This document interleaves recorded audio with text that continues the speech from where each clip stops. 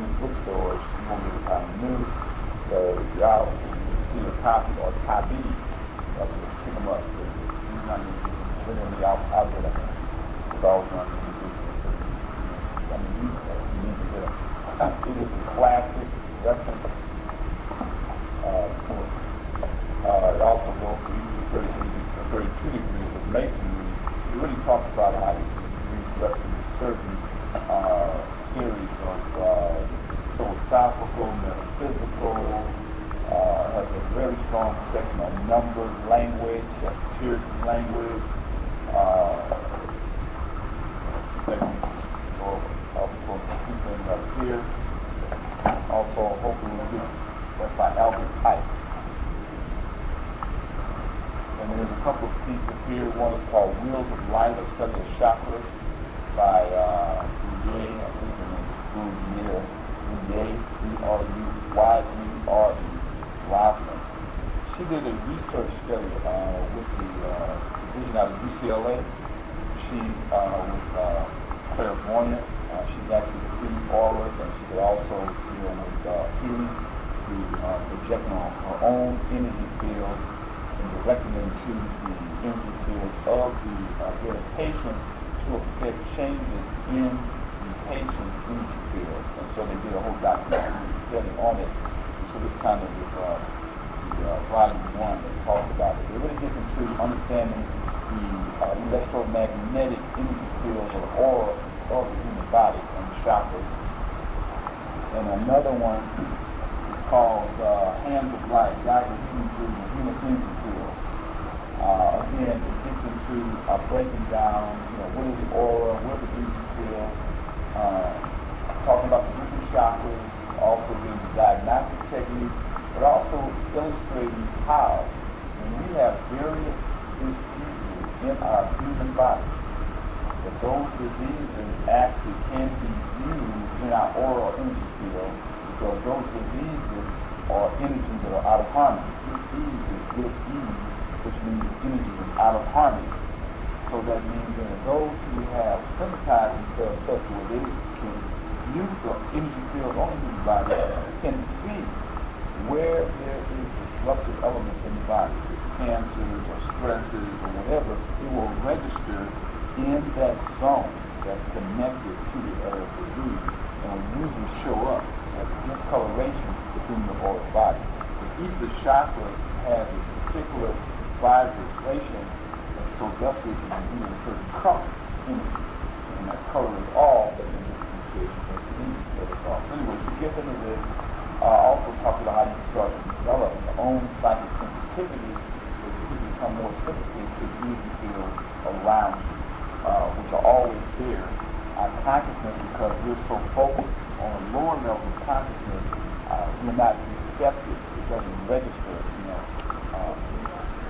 This is by Barbara Ann Brennan, B-R-E-N-N-A. In fact, she was something of a astrophysicist or something like this, the first part of her career, and then she started to have experiences and got turned into her own healing power and then converted over into an actual healer herself.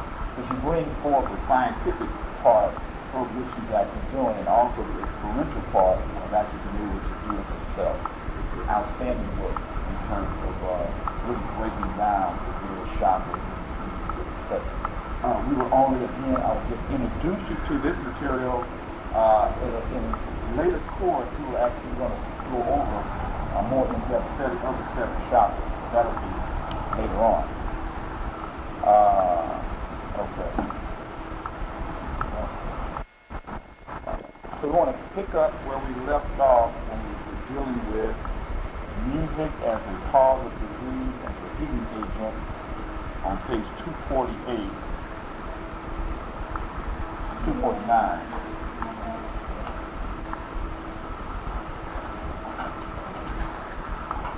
And probably those who were not here also going to need to get a copy of the accompanying handout that deals from Psychosynthesis, dealing with the psychic age.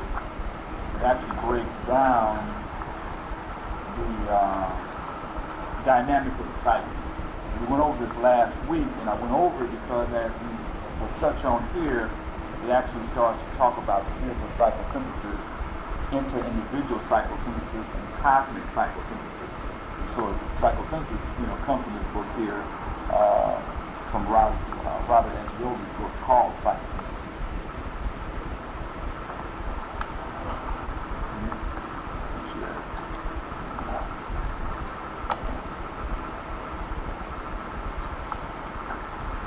We won't review it today for those who should become familiar with it, because a lot of these ideas are woven through all the various topics that we discussed, and I kind of try to refer back and forth to those, because those are kind of like fundamental understandings. Once you get those fundamental understandings, and you start to branch off in these various directions, it creates an anchor for you to kind of have some perspective of what you talk about.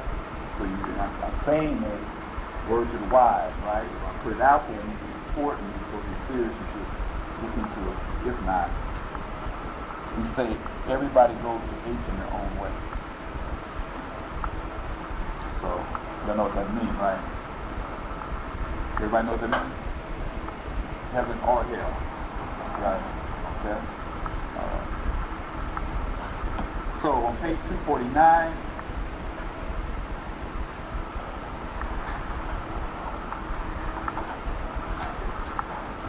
starts off talking about how this 249.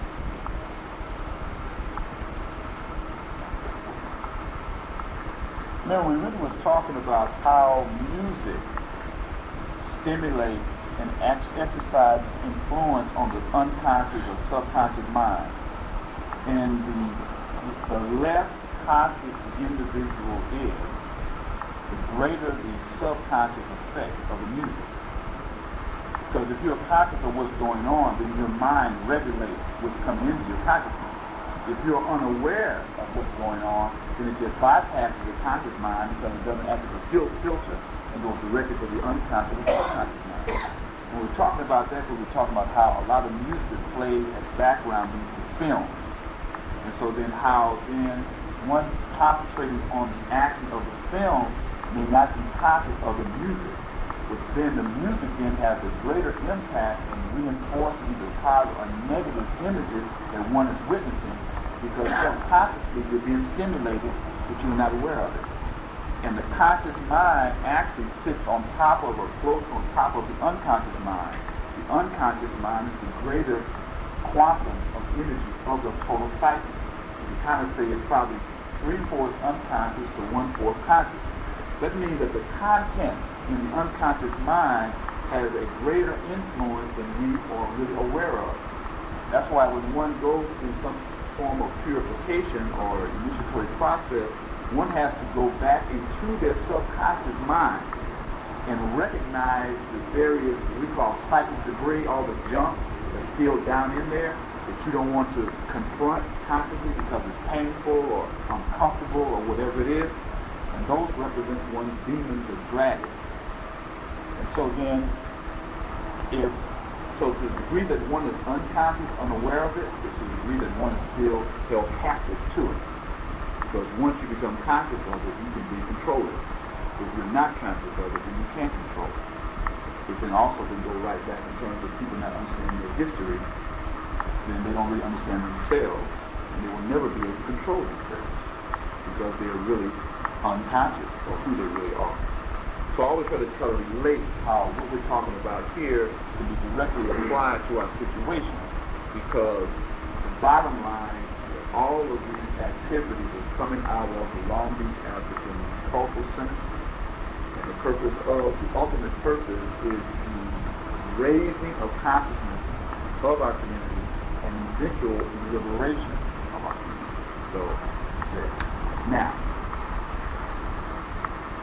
the previous discussion, we discussed the process of integration into the conscious personality of unconscious consciousness, and their subsequent transmutation and harmonization. And this can be in respect regarded as the process of synthesis. Remember how I talked about the ultimate goal of initiation, in terms of spiritual initiation, is for an individual to recognize who they are in terms of who their inner self is as a spiritual entity, and that their conscious mind is supposed to be an instrument or a tool of their spiritual self or soul. And the ultimate goal is for your conscious mind to become united with the inner or spiritual self, where it becomes one. So then everything you do consciously is actually a reflection of the divine order. We're going to go into talking about the divine order, and the nature of the divine order is harmony. So cosmic law is really harmonic laws, and that cosmic law resides within your inner spiritual self. And so the purpose of initiation is to make you conscious of it, to where you start to be guided by your inner spiritual self, because it knows. And so when we say integration into the conscious mind of the unconscious content, so the issue is, how conscious are you of those things that are in the unconscious mind? That's it.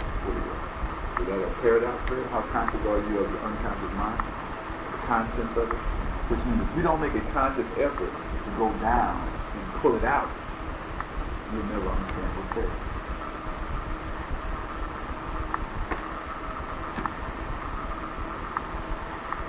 So anyway, but there is a more specific process of psychosynthesis, which is of three kinds, or rather consists of three stages, each wider and more inclusive than the preceding one. They can be respectively called spiritual psychosynthesis, inter-individual psychosynthesis, and cosmic psychosynthesis. And there's a difference between spiritual and cosmic. Spiritual is more of a conscious operation where we align ourselves and cooperate based upon spiritual principles and spiritual laws. Cosmic is where you actually reunite yourself with the cosmic order, where you cease to be an individual and become actually an operating entity of the cosmos. And there's a different level, because you cease to even be truly conscious in terms of even making choices. You become a pure instrument of cosmic order. Where spiritual, you're aware of what's going on, you make certain choices because they're in harmony with spiritual law. But once you transcend and go to that ultimate level, it's similar in one sense, but on a higher sense in how they talk about angels. Angels are actually cosmic forces. They don't have choice. They have to be or operate because they're cosmic functions. So anyway, I don't get to you'll see something they talk about spiritual, they talk about cosmic, they talk about spiritual, they talk about divine. So there's a difference between those two levels. So the divine or cosmic level is pure will. So the spiritual level is where you have become integrated with the higher cosmic laws, and you choose to cooperate and function consciously in harmony with those things. On another level, you just become a pure crystal reflecting cosmic order, and your conscious mind will cease to make a choice. It will just be that. So you will be beyond temptation. Anyway, truly religious music. The first spiritual psychosynthesis recognized the inclusion and integration into the conscious personality of higher psycho-spiritual elements, of which it is not consciously aware, because they reside in the highest sphere of the unconscious, the superconscious. And then again, remember we talked about the superconscious in terms of have the sheet.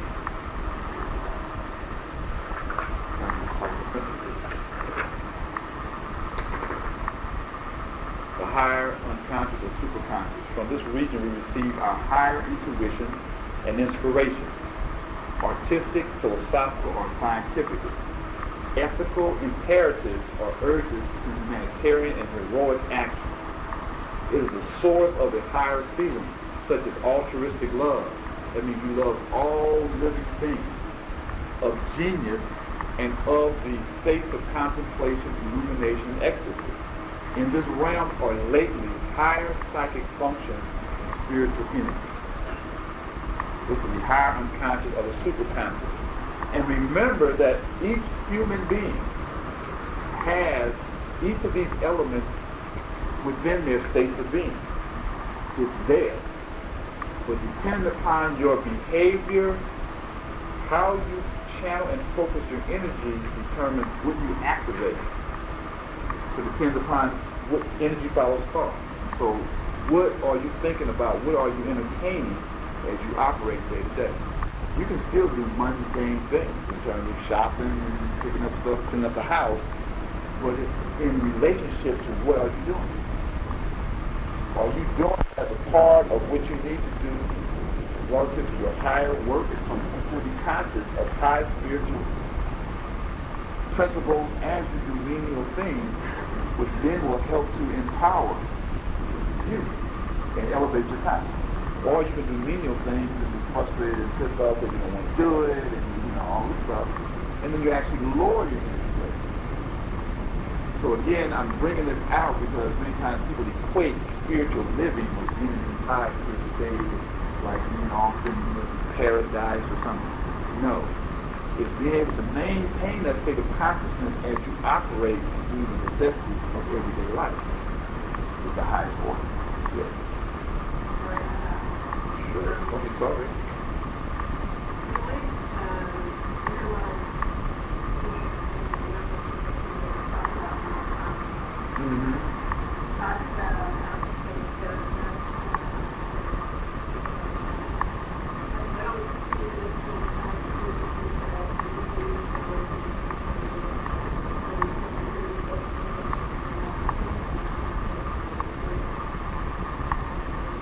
Right. But see, you have to look at each individual case because it depends upon what they're conscious of.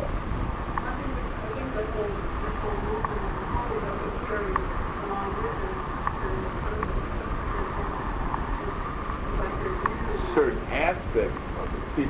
See, all of us belong to some school. Either we consciously identify with it or we unconsciously identify with it. But all of us belong to some school. Based upon what do we identify with, where does our sources of information come from. So then a lot of people start to identify with a certain school, and then they become confined by the limitations of the school.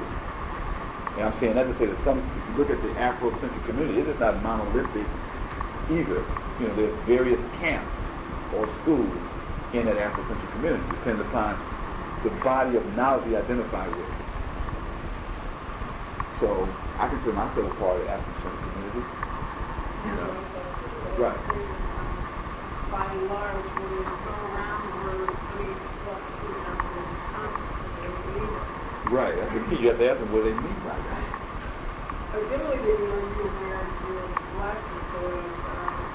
You mundane things, but it was rarely referred to.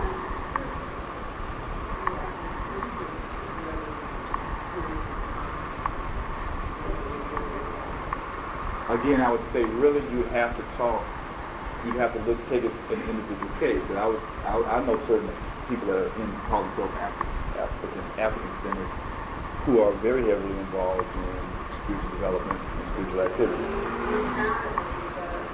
Yeah, the greater. Right. Well, then you have to look at then who are the leading exponents of that school, but then they then start to define the school. So that you look at, well, who are the heaviest exponents that are the heavy scholars that are putting out these ideas, and so then are they including these other aspects to it? If they are not, then how are the ones that are studying the work going to get it? What about me when I think about my fellows that I think I know, but I'm not pretty confident about things, but people I think are confident in spiritual, I would be mental. Maybe one, but doesn't mean it should be the other. That's why I say you have to define what they mean. Yes, sir. I think overall, most of the people that you talk about consciousness collectively, they're generally dealing with the fact that are you informed? Mm-hmm. From an African perspective, are you well read? Mm-hmm. Are you aware? Are you Mm-hmm. involved? Are you active? Mm-hmm. Generally, that's what they're talking about. They're talking about consciousness. Mm-hmm. And she's right to that degree. Generally, the spiritual aspect is another component that a lot of times is overlooked. Mm-hmm. When we're talking about collectively or the conscious. The majority of the people coming out of the conscious category around the country, those are generally the areas that they deal with when they talk about the different. Mm-hmm. Okay. Okay. Right. Okay. And obviously there are different levels of consciousness, different realms of Yeah, you have to go back to what's the reference point. That's the key thing. You know, like I said, I started this whole series off from dealing with stolen legacy. And again, I keep reiterating this because it's the issue. I don't know how many people have say they've read Stolen Legacy, but how many people have actually got the point? Almost none. They've got the external point that, the Greeks were educated by the Africans, is the major point, but they miss the whole, the true point in terms of the mentality and the subject matter that provided the foundation for the civilization. It's outlined in the book, but everybody misses it. Right, because of their reference, again, the perspective of their reference. We're still looking more at exoteric things, external stuff, and because we have a need to become physical because of our situation. But anyway, so yeah, let's keep moving. So we're talking about the integration into the conscious mind of elements from your higher sphere or your superconscious mind. So then it talks about true religious music is very effective in producing or favoring such a synthesis. It awakens and stimulates the spiritual germs that exist in every one of us, waiting to come to life. It lifts us above the level of everyday consciousness up to those higher realms where light, love, and joy ever reign. There are many musical compositions which produce such effect. Of course, he is coming from a more Western orientation, so of course he articulates and talks about Gregorian chants. He talks about Beethoven, although we know Beethoven has an African heritage. And again, I think next week I'm going to bring in some material actually talking about how Beethoven and Wagner and a lot of these guys actually were creating the Renaissance through the influx of Eastern knowledge that really came in through the Crusades. And as the Moors came into Europe, they also brought in a lot of that ancient knowledge and traditions, and then start to fuel or to stimulate the Renaissance. And so all these guys were part of an initiatory process of metaphysicians who were studying these documents. They could not articulate their source because of the Catholic order and how it persecuted those who did not align themselves with the Christian doctrine per se. But behind, all those guys, Newton and Voltaire and all those were actually initiates studying this information and was the foundation for the inspiration and the creation. Which also says then this becomes a source for us, because then as we then become endowed and knowledgeable of these concepts and principles, it becomes a foundation for us to create our way out of the situation. I'm going to move fast through this. Again, you have the material, you can read it. On the next page, 250, the second kind or stage of psychosynthesis is inter-individual psychosynthesis. It's one which is established between an individual and his or her fellow men and women within a group, of which he or she forms a part. From the smallest combination consisting of a man and a woman to the family group, which includes the children, on to the various social groups, the national groups, and even greater units, until, I would say, their consciousness embraces in a harmonious relationship the whole of humanity. But at the same time, if you see, this is a process, right, where you start to use music to tap into your higher unconscious or your superconscious. And in that realm is where your intuition and inspirations for artistic, philosophical, and scientific inspirations lie within that realm. So then if you are confronted with a situation, and then you can tap into your super consciousness, then your mind will then tap into those higher principles that you then can pull down to use to solve problems on an individual level, on an interpersonal level, be it between you and a mate. So then when you're encountering disharmony or stressful situations, where do you go and what do you pull on to resolve the conflict? Do you really go, do you take time to go there, to pull down the higher answer, or do you go down and pull from there? Yes, sir. I guess in our limited training and understanding and wisdom, especially here in Western Hemisphere, we come with a reactionary response.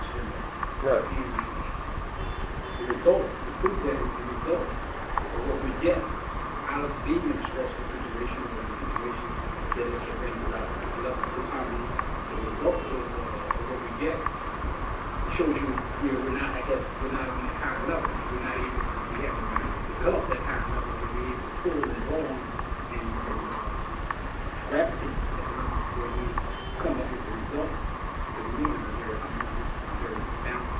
Right. And so that's the purpose of why we're here. To stimulate that understanding or that orientation so then as we then confront things in life, we can pull from a higher perspective as opposed to a lower perspective. And then we also become examples to those that are around us. And then it starts to change. That's how we change communities, by changing ourselves. Anyway. What are the three things that you recommend while we're on this point that will help us develop our higher level? One is to study your material. Exactly. That's number one. Exactly. The second is to observe yourself. As you move through your day, you need to learn to detach yourself from your outer activity and start to observe yourself doing what you were doing. And start becoming aware of when do I deviate or get off the path, or when do I get agitated, or when do I get, frustrated. You need to observe yourself when that happens so you start seeing what triggers that. Where does that come from? Then once you can recognize where that's coming from, then you can start creating antidotes to redirect your energy so you don't respond that way. But if you don't ever separate yourself and observe yourself, you never will gain control of yourself. Yeah. Mr. Campbell, in your last statement, when you talk about observing yourself, basically you're observing your thoughts, not just the actions that you do because it's the thoughts that create it. So if you observe your thoughts and observe the connection between the ones that are linked between your occurring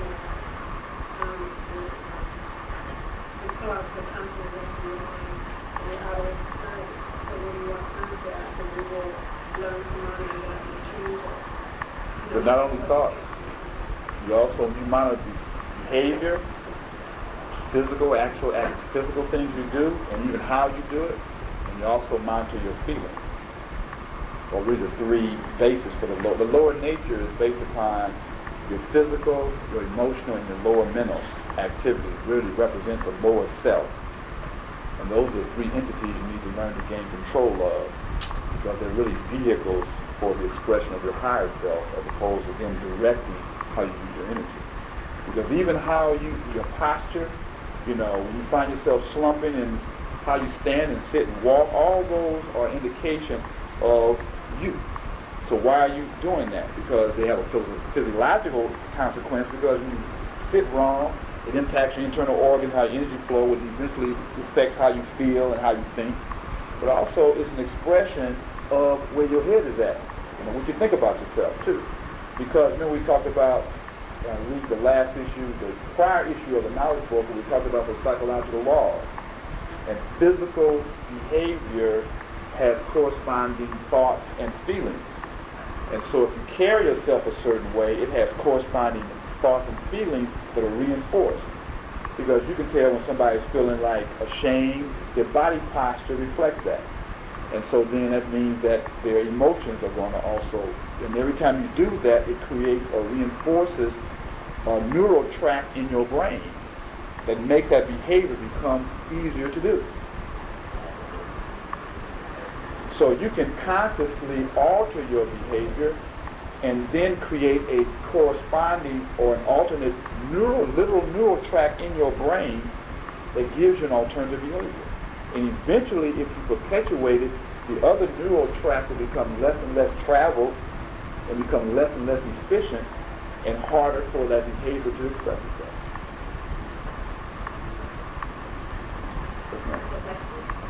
I was reading something altering in meditation. Yes. I was reading where it said that if you program in psychology,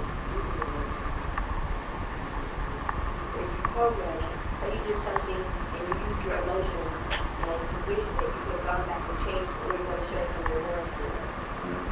It says that if you repeatedly in your mind go back and change the incident in your mind, does that make an impression on your subconscious as if it will change? Yes. Because thoughts are things. So your body is going to experience those thoughts. And so that's why meditation, you can go in, they say each evening, at the end of the day, you should take time to reflect on your day and go back through your day, and you need to learn to forgive yourself for your transgressions. But you have to do it sincerely, because the universe knows you're lying, because it's based on truth. So you just be fooling yourself. You won't fool the universe. It's going to feed whatever is true. I'm just saying as a word of caution, because some people try to go through the motions and think the motions is the reality. And the reality is what's in your heart, not the motion that you go through. And so the point is, if you sincerely go back through and repent or feel sorry or balance out, then your system balance out. And you can start the next day in a balanced state. And that's really what they recommend. Is when we go through, we reflect on that day, we forgive ourselves, recognize whatever the temptations we subjected ourselves to, or whatever, so that every morning when you wake up, it's a new day. Because every day is a new day, which means you can be whatever you want to be, if you're willing to pay the price and do work.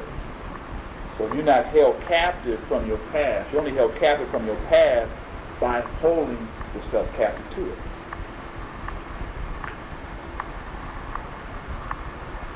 That's why they keep these negative thoughts in our minds about slavery and being under the rulership of the white people all the time, because it constantly reinforces the concept in the mind. And so then when you move to try to move off into a state of independence, you get psychic dissonance in terms of you don't think you can do it. You may not even consciously understand what's going on, but you have been programmed to, when you try to make that move as an individual, all kind of doubts and fears, like the self-destruct button in your whole mind. To where if you practice a form of meditation where you went in and visualize yourself being the strongest person you can be and overcoming all obstacles, if you keep doing it over a point in time, you will start reflecting that behavior in your daily life. Moving on.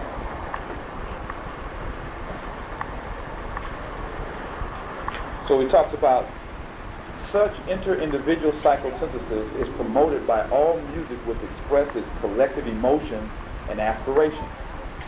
It includes national anthems, marches, and folk songs belonging to particular occupations or group activities, harvest songs, grape gathering songs, etc., and many choruses from the operas of Verdi and others. Again, he's reflecting onto his particular cultural orientation. But the concept is what I'm trying to expose us to in terms of when we come together. Every other cultural group has certain national songs and rhythms that they all know.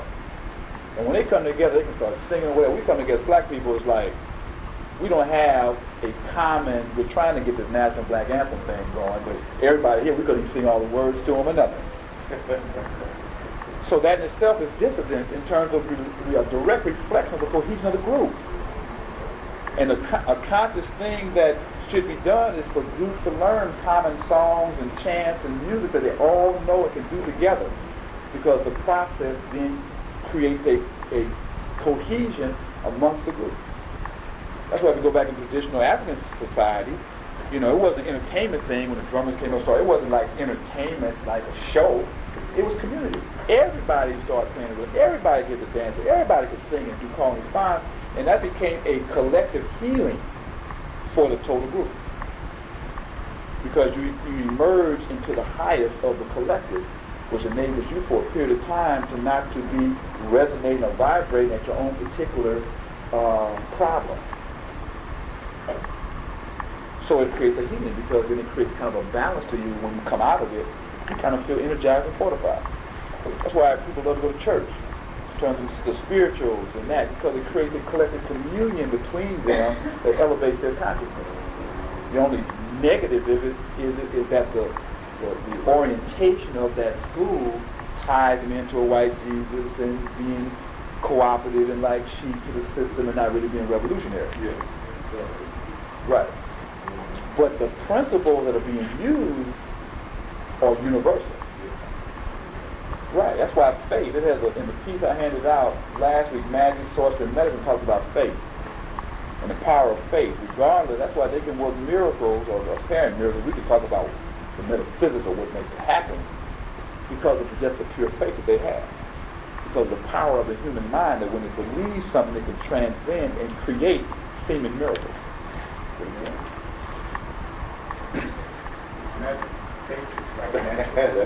Right. What is magic? Well, one definition is causing change to occur in conformity with will. The other one is the quantum energies, human and divine, distributed out there apart, and the contact with such energies releases those qualities. We used to look into Stolen Legacy with page 100, 101, where it talks about that definition as the key to the interpretation of ancient philosophy and religion, with that definition of magic, which is directly related to what we're talking about. Because we're talking about one getting into harmonic sync or resonance with an energy field, where then that becomes registered on your consciousness, and then you can also then interact with that thing. That's why a group of people can come together who have pure faith and create a healing on someone, because they channel pure energy to that person, which then energizes their own energy field and then counterbalances whatever is negative and puts them back in alignment. When we talk about the chakras and the energy field, you'll learn more information on how, as we sit here, we're all being bathed in an energy field that we all are emanating. So if we consciously resonate with a certain thought form, we can create all kinds of things. Moving on. It's interesting here, he says the highest and most effective musical expression of the psychosynthesis of humanity is Beethoven's Ninth Symphony, which reached its climax with the intonation of, what's this, Schiller's words, "Be embraced, ye millions of men." So what he's saying is within the music, Beethoven, which was a brother, who was also aware of his own lineage in Africa, but he was operating in Europe, so that was his field of operation. But anyway, he's talking about how at the climax he's actually intoning "Be embraced, ye millions of men." So the energy that is being projected is for the humans to elevate to a level of human unification. It's interesting because Train talks about, in this book is a classic piece by Bill Cole on John Coltrane, because it goes into the metaphysics and the inner scientific basis of what Train was trying to do. And basically what Train was trying to do is he used music as his field, he used his instrument as the tool to transcend the human condition and merge with the cosmic or spiritual level, and then to bring that level back down through his mind, through his instrument, and project it to the audience, that they then could contact that level of consciousness. John Coltrane? I'm not sure. John Coltrane was a so-called jazz musician I think he operated 40s, 50s, 60s, who was actually a master. He was a spiritual master also. And it's interesting because next week I'll make a copy of this chart, but he talks about this chart where at the top is art, and then you have imagination, and then you have will and form. And so the issue is, what is your instrument? Because each of us has an instrument that we play, be it that you're a math teacher, be it that you are a salesperson, you're in marketing, you're an organizer, you're a musician, you're an athlete or whatever. And train practice like 8 hours a day to master the fundamentals of his instrument that would then enable him to transcend the instrument and to connect to a higher level of consciousness. And I'm saying that to say each of us has an instrument. What is your instrument? And secondly, are you trying to master your instrument that you can then use that instrument for the higher cause of why you were really here? Because once you master your instrument and understand your particular area, be it art, music, science, or whatever, then your imagination will start to bring you various creations that you can then transmit through your instrument. But you can have the inspiration, but if you haven't mastered your instrument, then you become limited by the level you master your instrument. So if you're very primitive on your instrument, the idea might be outstanding, but how you express it becomes mediocre because you haven't mastered your instrument. At the ultimate level, what's your ultimate instrument? It's you. So have you mastered yourself?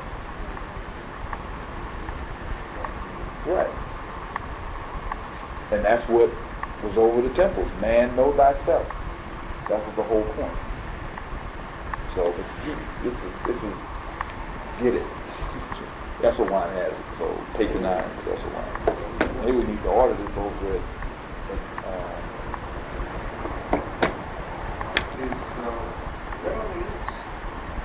no, I'm adding these. These are new additions to the list. Every week we're going to get new additions to the list. So by the end of the session, we'll have a completed list. But you know, in the beginning, when I say beginning, when I first started taking it, whatever you got, you had to take notes. And if you was sincere, you took good notes. And if you just was visiting, you did.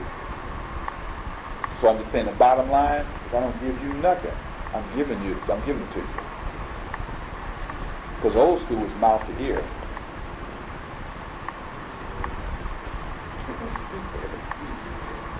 So, all right. The third stage is cosmic psychosynthesis. Consists of an ever-increasing recognition and acceptance by the individual of the laws, the relationships, and the rhythms governing life itself.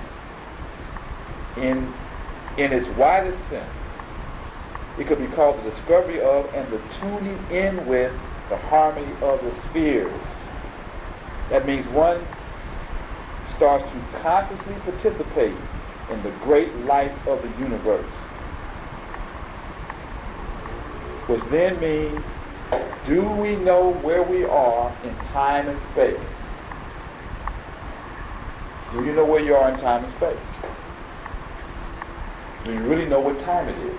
What season it really is in the whole time frame of human development? Because we're at a stage in the process of human development, which means we're at a certain season that then dictates certain behaviors should be going on to cultivate appropriately for this time.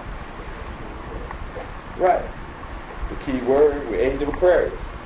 And what's the key word for the Age of Aquarius? I know. It deals with knowledge.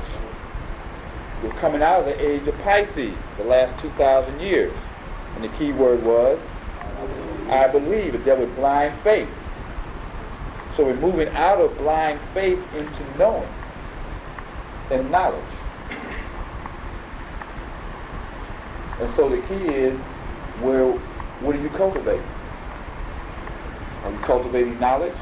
Or are you still operating off of blind faith, stuff that people told you to believe until you believe it because somebody told you it, but not because you know it? This is the transition. And then there's more details in there, more specifics in there we can talk about. You have to go back to the lesson in astronomy and astrology where we covered that. Yes, sir. What is the meaning of knowing? What is the meaning of knowing? What are you conscious of?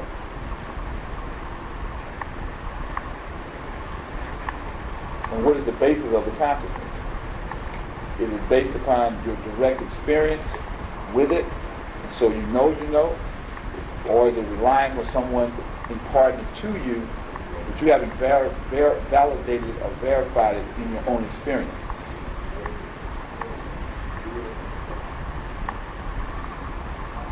Now there's a whole body or a discipline on the nature of knowing. And then there's divisions in there in terms of, knowing the nature of the universe, knowing the nature of yourself, there's various levels of knowing. But the critical element is I know. Do you know? Based upon it being real. Most people are existing or living based upon blind faith. Many of the ideas and feelings that they have in them, that they operate off of, were acquired as they grew up, that they didn't really scrutinize where it comes from. But many people, because they feel something, believe that I'm mad, I'm feeling mad, so I'm mad. Well, why are you mad? You may not be mad at me. I may have did something that reminded you of something someone else did to you that hurt you, but because you're not conscious of it, it triggered that, so now you're mad at me. That's why I said the thing you have to do is you have to think about or reflect where that thought comes from. Why do I feel like that? Most people, we don't ask ourselves these things. But then you have to then start tracing the origins of those thoughts and feelings back to where did I get this? That's why in the initiatory process, the first level was the virtues, because the virtues become the antidote for the vices, or this anger or greed or envy or gluttony or sloth or jealousy. The virtues start to cultivate a value system that's based upon the positive and harmonious operation of the universe. So they say the virtues are the virility of a soul. I mean, the virtues actually would feed and empower one's soul, and one's soul is divine in you. So then once you learn the virtues, then when your emotions start to act contrary to that, you have a reference point to help put you back in the line. But anyway.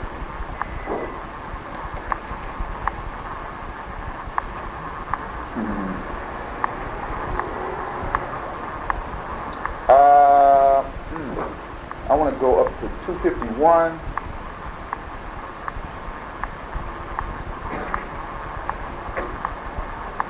They talk about how this guy in this book, Alex Kondik, who expounded his views and has related some of the results of his musical experiment in a stimulating little book entitled Fundamental Thoughts on the Psychic Healing Effects of Music. In this book, the author adopts the Pythagorean concept of the universe as an ordered whole.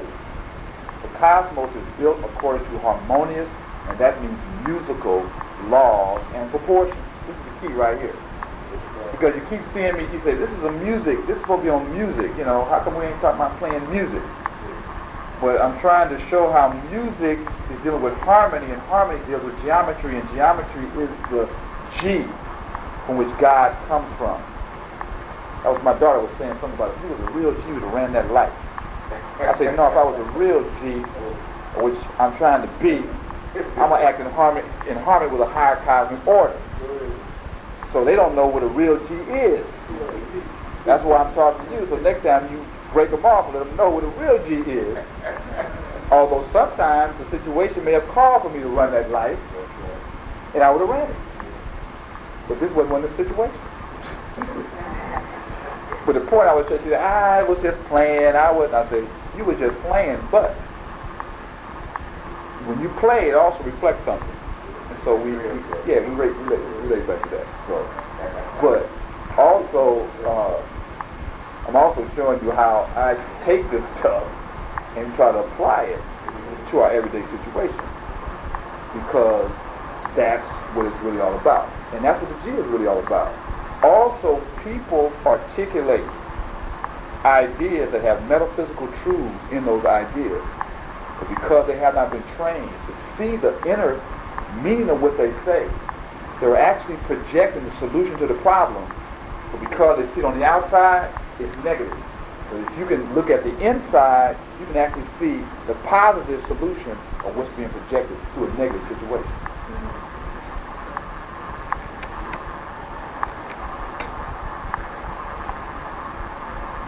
Because even the whole thing about an MC is a master of ceremonies. Yeah. And the true ceremonies deal with healing of communities. So in one sense, these are uninitiated young masters who haven't been properly trained in their true work. That's right. So they just use what they have to express their creativity.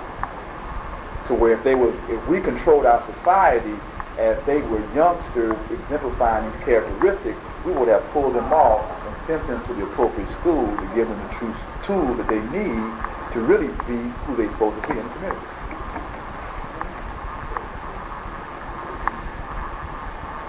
So he goes back here, it talks about how the cosmos is built according to harmonious, and that means musical, laws and proportions. And he quotes in this connection Bransky's summary of Kepler's development of this principle. Before all things were created, there was geometry. Look at this now. It says, before all things were created, there was geometry. This, since eternity, is the reflection of God. It gave him, boom, here they go, the original pattern for the artistic structure of this world in order that it may become similar to its creator. The fundamental elements of geometry are the divisions of the circle. They produce harmony. They create earthly forms through the harmonious consonance of music, and they give to the constellation of the zodiac their cosmic pattern. In music, harmony is the result of a composer's intuition, but among the stars it is produced by the geometrical necessity of the heavenly mechanics. God has given to the human soul harmonious proportions.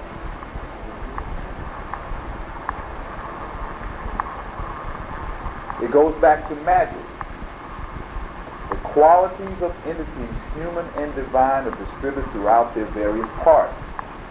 And contact with such entities releases those qualities.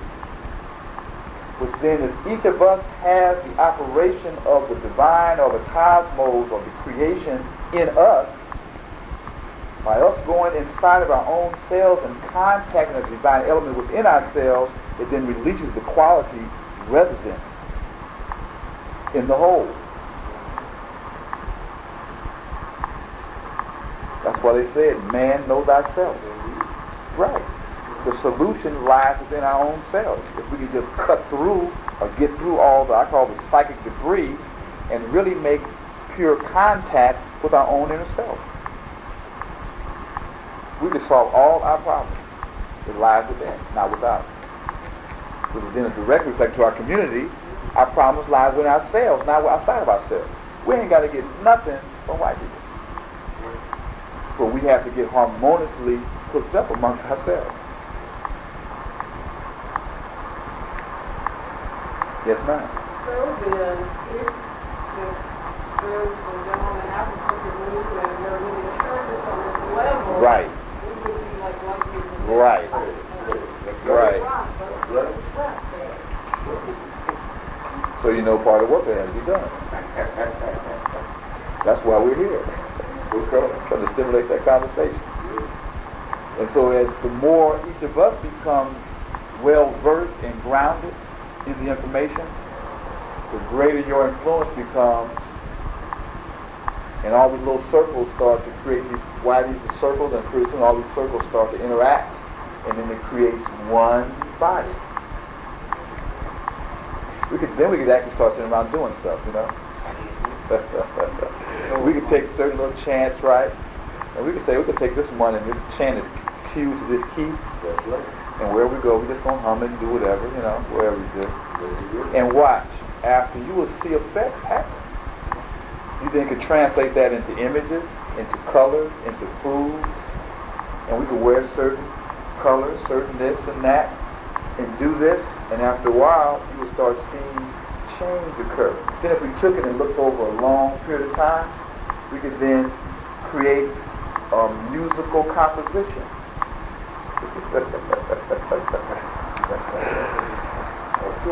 Right. So, and understand that music and harmony is not just music, it's in how you talk, and how you express yourself, how you carry yourself, how you relate to people. All that is either harmonious or inharmonious. And then it's relative to a higher order. So when you're doing things with people, what is it relative to? It's what it's relative to that creates the quality of the interaction. And then how well have you refined your instrument in terms of the ability to be more articulate, to express things in a greater creative way. And so, hey, okay. We'll read a couple more paragraphs, and then we'll go into certain therapeutic ways music can be utilized. It says, according to Pontic, the following conception gives the key to psychotherapy in general, and to musical therapy in particular. Healing can be attained only by starting from the whole. It's interesting because we've been talking about how we have all these various African-centered groups that do all these activities over the years, but how we're really not doing our individual activities in relative to the whole. We're out there doing our thing, you know, and it's all good, but if we really operated in our own individual area, but relative to the impact it has on the whole consciously, we could move the whole in quantum leaps. But we don't do that. So that's why we have all this great talent, all these great minds, all these things going on individually, but it's not related to the whole. To where the other side be doing activities and they synchronize it relative to the benefit of the whole. So even though they might be individually somewhere doing something, they're still functioning in relationship to how it impacts the whole. Well, we're kind of like the opposite. We're kind of just doing our things. So it said, it means the establishing and re-establishing of a harmonious equilibrium through the reconciliation of opposing elements within the whole. That means that we need to sit down and define what are the opposing elements that keep us from coming together. What are those things? And then we need to reconcile that and create some kind of equilibrium so that we can become whole. Now, also personally, what are those opposing elements within your own self? If you have a bright idea of something you want to do creatively, what keeps you from doing it? You need to think about what those things are. Then where do they come from? Because then you need to reconcile that. And the way you reconcile those is you have to put light on it. By putting light on it, or consciousness, light, knowledge, you then can reconcile. This means you got to reflect on it, you got to think about it. Many times it's painful, we don't want to go back and think about it. So then it just stays there and becomes a weight that holds us back.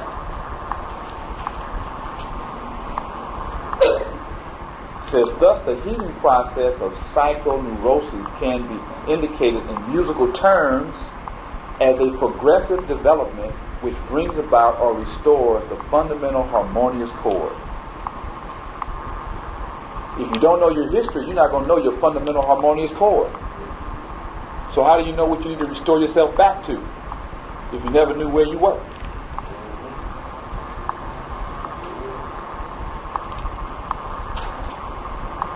The technique of this healing action consists, according to Pontic, in the evocation or musical expression of primordial symbols corresponding to what Jung calls archetypes.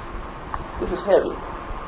Because right now, because African people have been miseducated, if we go back and start to articulate things that bring up our ancient traditions or symbols of our ancient times, we run away from it as opposed to running to it. They have got us so programmed in self-hatred that we run away from that which is our true self and salvation.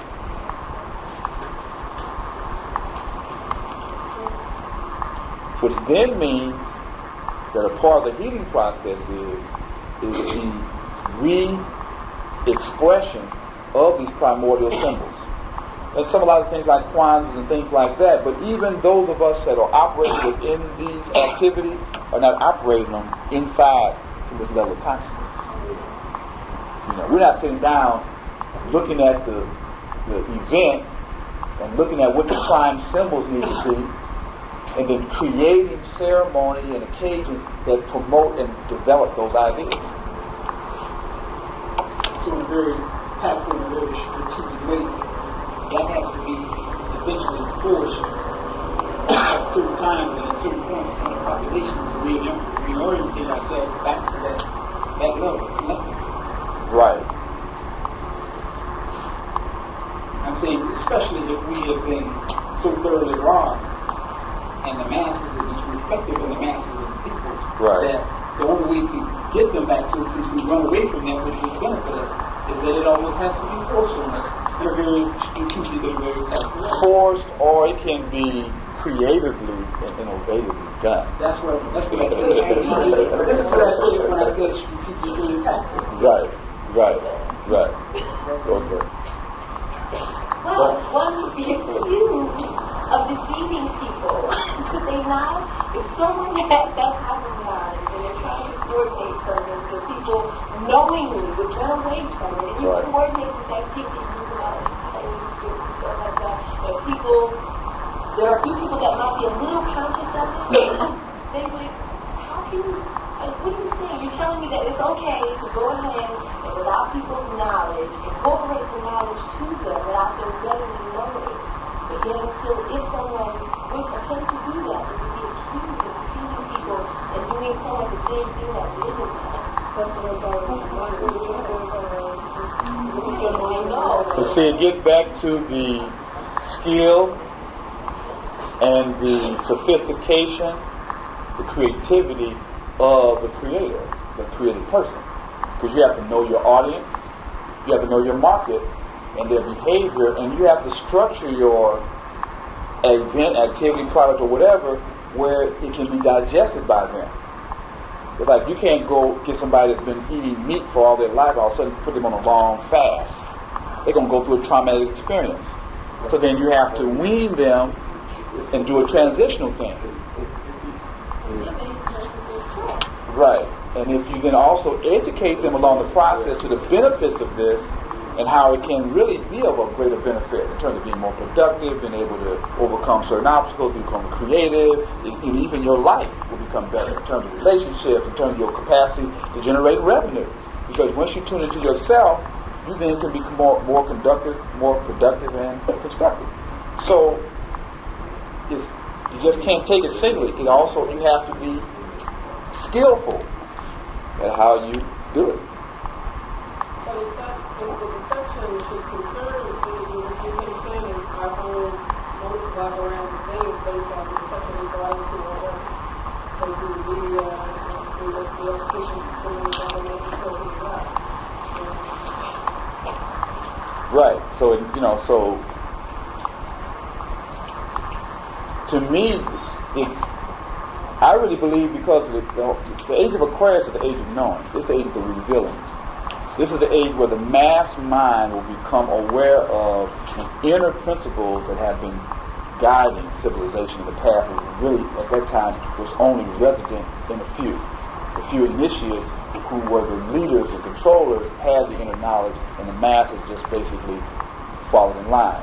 Age of Aquarius is the age of the knowing, of humanity becoming knowledgeable of what these greater cosmic laws and principles are. So that means that if that's the time it is, there is an inner yearning or hunger for those who are born now to get that, because they've been called here at this time, because this is what time it is, and of a psychic and a sympathetic energy between them and this time. So then a part of the work, if you know what time it is then to encounter what you do within the characteristics of the time. And then the time will push you forward, like surfing with the wave or trying to swim against the tide. And so then, I know I've been getting, if you bring certain information to people, but then you got to know how to bring it to them, and at what level. You just don't, people come out of a cave, you just come straight to the sunlight. So you have to create filters. And then you come to the first filter 4, and that might be whatever, it might just be playing a game or something, level 1, but it was fun. Wow, okay. Level 2 could be, they get introduced to a picture book. Level 3 could be a video. Level 4, eventually you get to where they read these books on their own, with their own library. Okay, right, okay. But that's just made in the time. That's right. That's what we're about. Right. Okay. And I'll finish up this piece. Archetypes. Basically, archetypes, or the universe is based upon prime symbols. We really could probably relate each of those archetypes back to a geometrical shape, which I haven't done, but because there are certain prime shapes that are the foundation of all other shapes, which means there are prime concepts that are the prime basis for all thinking. Can be broken back down into the symbol for the mother, the symbol for the father, the symbol for the son, the symbol for the earth, and the symbol for heaven. Probably encapsulates the prime symbols of how all things operate. The things can kind of be put into those various categories. Even a father can be sometimes the heaven, and the mother can be the earth, and it can be reversed, or then, this and that. So, anyway. So archetypes represent those prime images, those prime symbols that originate from the beginning of time. And they actually are reflected in consciousness as various images or symbols that really are reflected in dreams, they're reflected in myth, and in universal symbolism. It says the music which can especially produce this kind of healing influence is he again talks about Bach. He found that Bach's music evokes religious symbols, particularly that of a temple, the harmonious proportions of which are in their structure analogous to those of the universe. Of course, we could find equivalent music within our own cultural field that expresses those same kind of concepts. It says a Chinese sage stated, the perfect music has its cause. It arises from balance. Balance arises from that which is right. That which is right arises from the world's significance. Therefore, one can talk about music only with one who has become aware of the world's significance.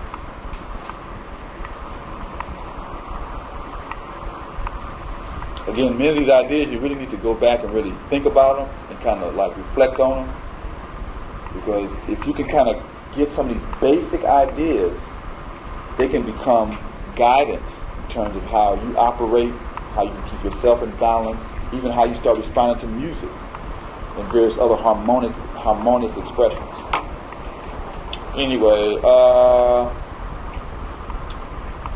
to the third paragraph, musical therapy, in order to prove effective, should be applied according to certain rules, which are based upon psychophysiology, rather than on aesthetic or artistic principles. So what they're saying is just because music sounds good to you doesn't mean it actually is having a therapeutic effect. Something can sound good to you, but it's coming from a negative place and really reinforce negativity, although it sounds good. So you can't base the effect of the music just on how it sounds. We have to really get deeper in terms of what kind of images is it evoking, where is it really coming from, what is it really related to. So then these therapeutic aspects, it says prior to the performance, the patient or group of patients should receive adequate information about the piece to be executed. Its nature, structure, and particularly the effect to be expected should be explained. In this way, the listeners can contribute intelligently to the influence of the music upon their unconscious and consciously assimilate it. Let's take Bach out with Coltrane in. Right. We talked about it with Cargill that his father was a minister. Both of his grandfathers were ministers. We talked about him studying African art. Right. In rhythms and patterns. Using this music in a way to invoke certain consciousness, healing in the saxophone in such a way that we didn't know that we were actually being healed. Listening to Alabama, Darcy Queen, and all these different, like you said, they listened to Darcy Queen, they were performing meditation, or they, right. He was actually invoking these processes out of us by playing the music. Right. But that was to our unconscious, and we realized that he was consciously aware of it. He was constantly aware of it. So that's why we love the music, and he is present. And plus, if you read the liner notes on his albums, he then was educating you to the purpose and the foundation and the philosophy behind what he was doing. He was a major, during our time, which was the 60s and 70s, he was a major influence in terms of us moving into a spiritual orientation through reading the liner notes on his albums.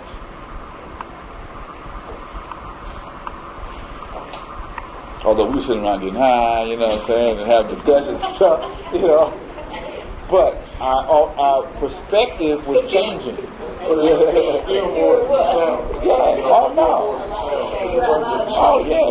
at the same time, it opened the doorway up into other areas of study, even also opening us up even to accept other spiritual disciplines as being legitimate and even worth investigation. That's right. What I said was talking about the easily different form of manipulating, not a deception, but maybe he took the same knowledge and used it for another purpose.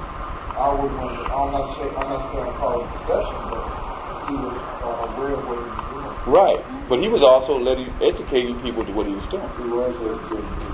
Like I said, if you read the liner notes on his albums, he's talking about the personal journey he is going through and with the music is expression and the concepts behind what he was expressing. But you accept this as your choice. But you didn't have to read the liner notes. No. You didn't have to accept that as an expression. Right. But it was in the context of a whole revolution that was going on at the time. And the whole, like Malcolm had said, the best thing for you is independent investigation of truth. Yeah. You have to go out and investigate for yourself. And he came at the right time. Well, all of them, everything comes along at the right time. Because everything is in cosmic order. It's our level of consciousness relates to how we respond to it. Everything is a cycle. If we don't get the first cycle, then the cycle will come back around and give it another chance. It usually has a more intense and more heavy. Each time you don't respond accordingly, it creates a heavier consequence on you. Like when the cold starts coming, if you don't stop eating that junk food and the pastries and the dairy products and start drinking some water, some juices and getting rest, then it's going to get deeper. If you don't, it's going to keep getting deeper. And if you keep on, it'll take you totally out. If you ignore the signs are always here. The answer is always here. But it's the noise in our mind that keep us from hearing it.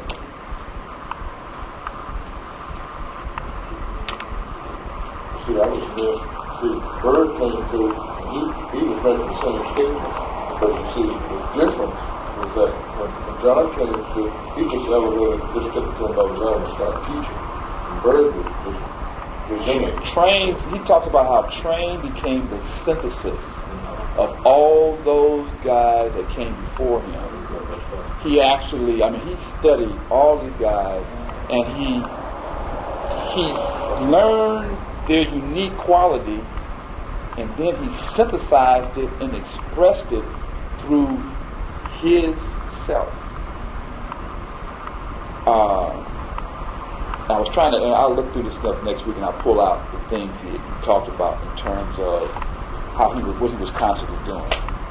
But the other thing is, trained from 12 years old, started studying music, and he became obsessed with mastering his music. Even when he was a little kid, 12 years old, he used to go practice, and he became, oblivious to everything else around him.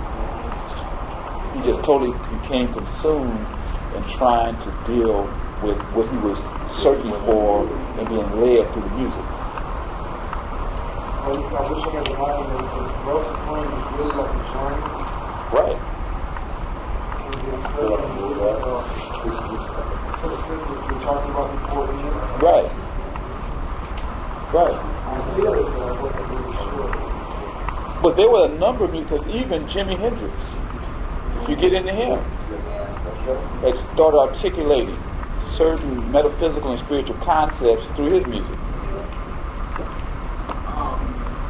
With not only Coltrane but Miles and others, the other female came through, especially from an instrumental standpoint. Malcolm talked about in one of the books is that if you ever wanted to see a black man in his truly highest form, is look at it in his music.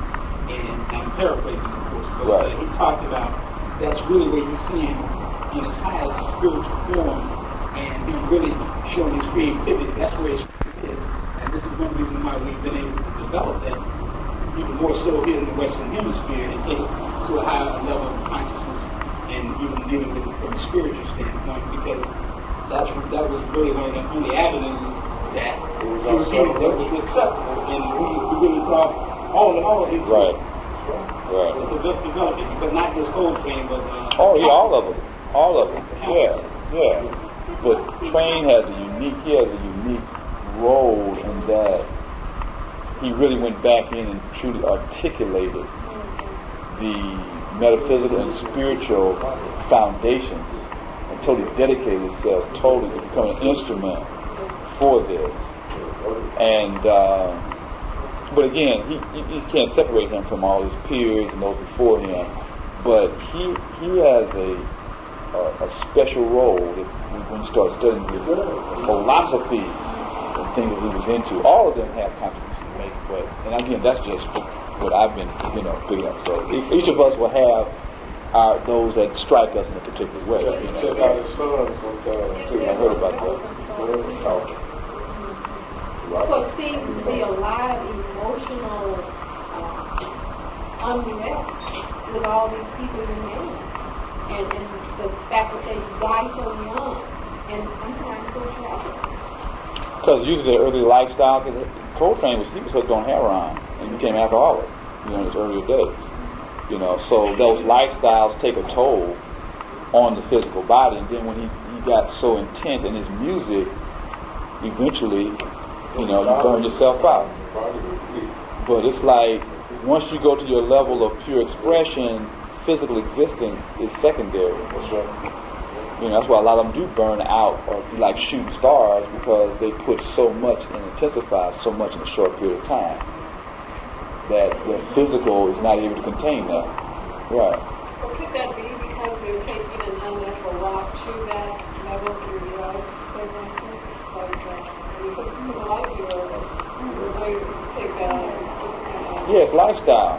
They lived, they were like in all these small little clubs, people smoking and drinking, and you didn't even know about secondary smoke inhalation, So, yeah, you're talking about life, eating junk, the kind of foods they was eating, right, they're not having adequate accommodations, black folks not being able to get first class, accommodations, not even to eat in the restaurant, so you look at all those, and the stress of having this level of skill and still being subject to knucklehead restaurant owners or club owners or music critics that don't know crap. but are like in control of your life, music, you know.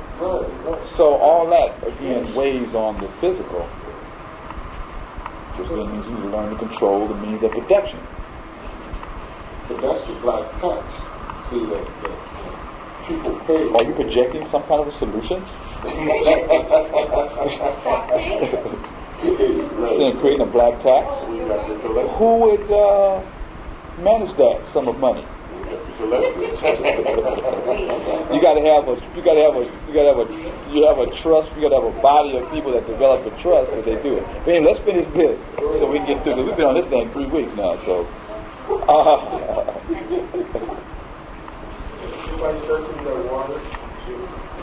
So one is also imparting adequate information. So the more you inform your audience or the participants to the relevancy of the music, the greater they can consciously participate in assimilating that.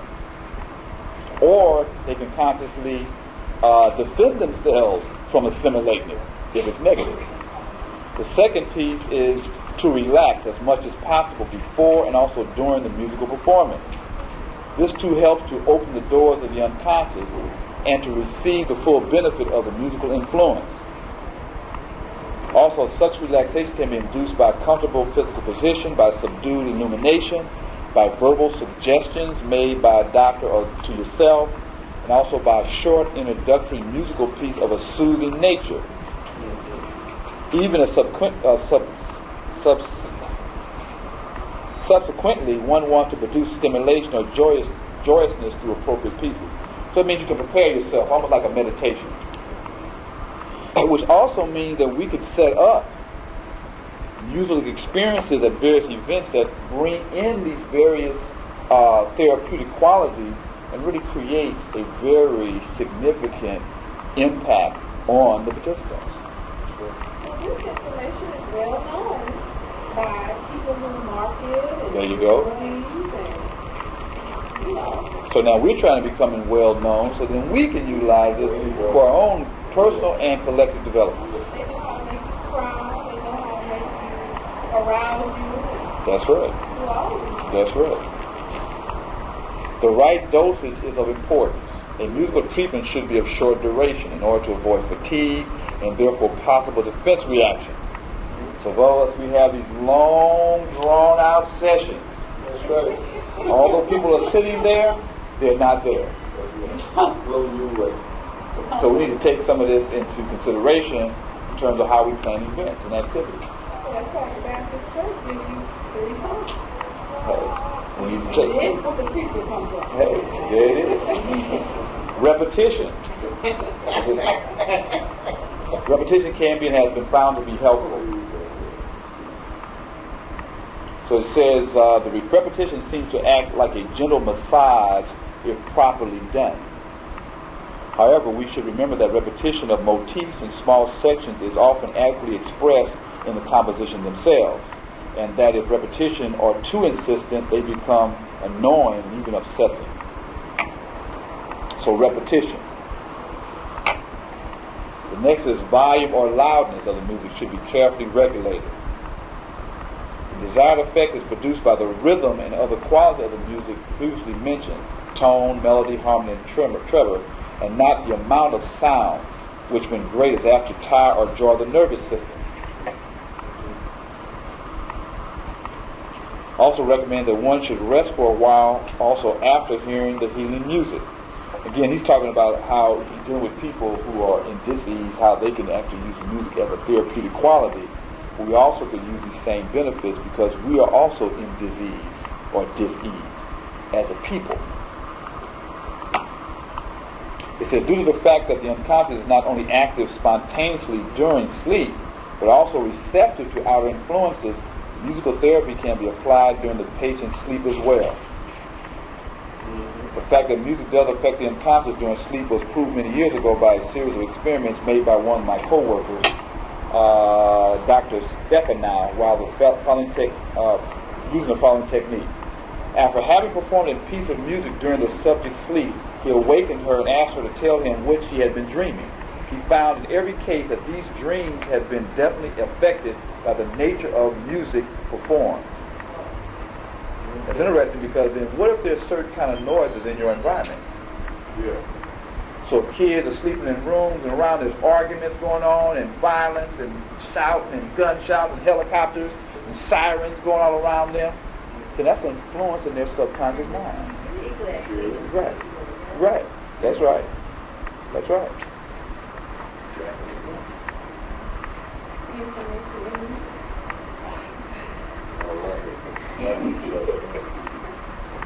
It says the choice of the musical pieces to be used requires careful thought and is more difficult than may appear on first consideration.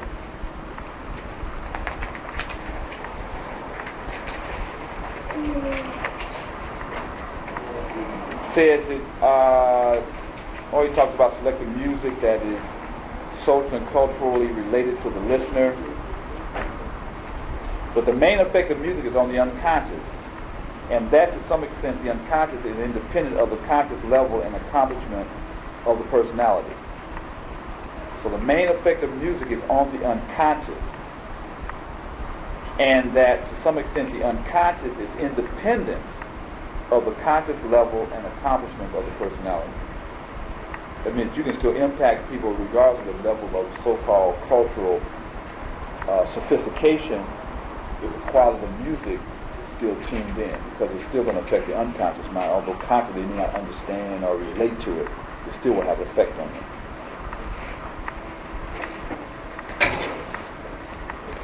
And we keep jumping around to 256. Says,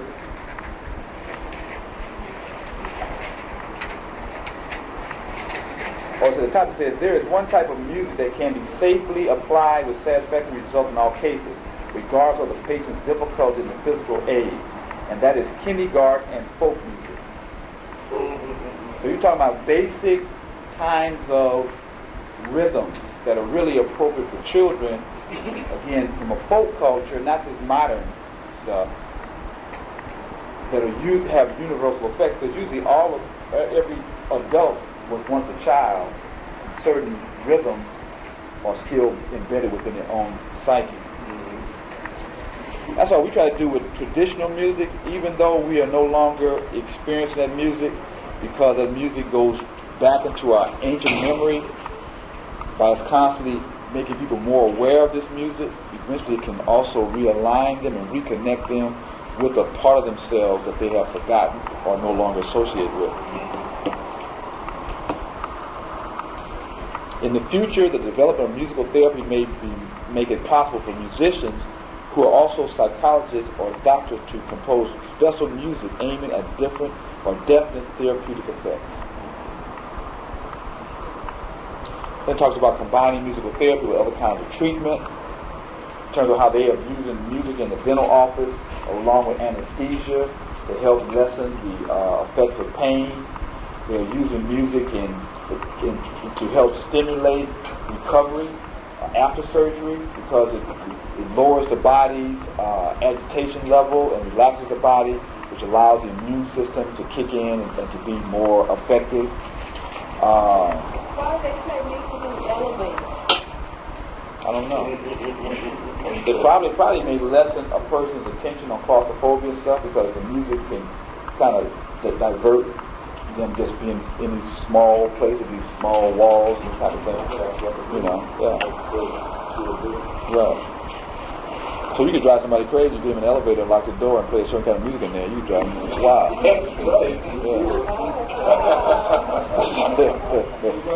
Yes.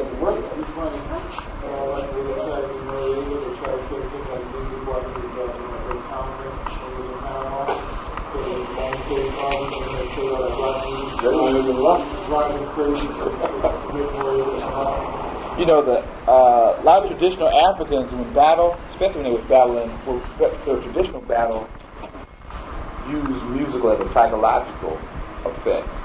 In terms of, especially Zulus, are very good at doing that. You know, playing certain rhythms and certain chants.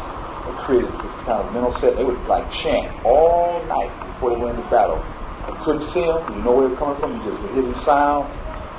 The enemy couldn't go to sleep. So by the next morning, when they would just have their nerves rattled, which then made them less effective in in warfare. So, and he also talked about the therapeutic effect of people actually performing music themselves, in terms of us getting into playing some sort of musical instrument or performing or dancing or whatever it is. A lot of us, when we get old, we just sit around and listen. We don't participate. That's why it's so heavy in traditional society, because everyone got around and they all participated. Because everyone, if they just clapped their hand in rhythmic patterns, just call and response, chant, and danced at whatever level, because old people and young people all participated together and really created group cohesion and therapy for the group. All of, or whatever. It's just the different rhythms have different, significances. But the point was that people weren't afraid and inhibited to move and to make sounds and to be creative with themselves. You can hum along or do a little this or that, accent stuff. But now everybody's so self-conscious. They're always looking over their shoulder to see if somebody's looking at them. As opposed to you just being able to hook up what you're feeling and let it go. Let it be free. So if you can't be free, how are you going to create freedom? You can't. Yeah. So, that is the last on page 260. It says, we trust that the magic of sound, scientifically applied, will contribute in ever greater measure to the relief of human suffering, to a higher development and a richer integration of the human personality, to the harmonious synthesis of all human notes, of all group chords and melodies, until there will be the great symphony of one humanity. One humanity. One humanity. Okay. So one thing, That's a white writer. It's a white writer. Yeah, that's this is what I was saying. like he's there are a number of Europeans who have, through study, seen the need and the true goal of human beings. That's a very good documentation. And what I'm saying, he's positively agrees that he knows that most Europeans will never be able to bring themselves